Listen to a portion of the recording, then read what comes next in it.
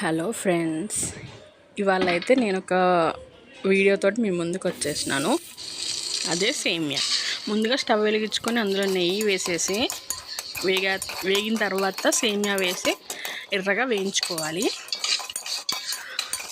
అది ఎర్రగా అయ్యేంత వరకు వేయించుకోవాలి మంచిగా.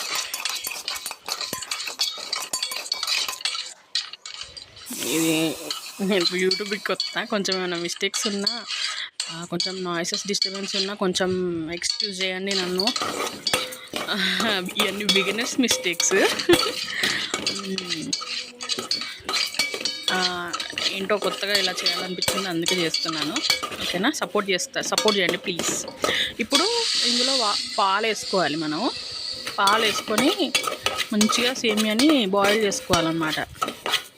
మెత్తగా ఉడికించుకోవాలి. మరీ మెత్తగా కాకుండా, మరీ పలుకుగా కాకుండా, కొంచెం తినే విధంగా మనం ఆ పాలల్లో దాన్ని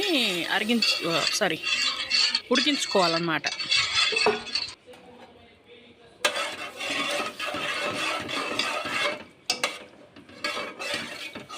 ఇలా బాగా బాయిల్ చేసుకున్న తర్వాత బాగా బాయిల్ చేసేసుకొని డ్రై ఫ్రూట్స్ ఏమైనా ఉంటే వేసేసుకోండి.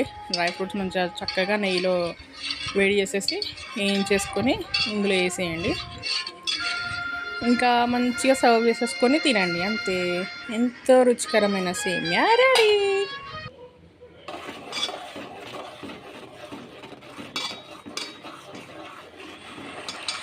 ఛానల్ అయితే సబ్స్క్రైబ్ చేయండి ప్లీజ్, సపోర్ట్ చేయండి friends. Thank you so much for watching.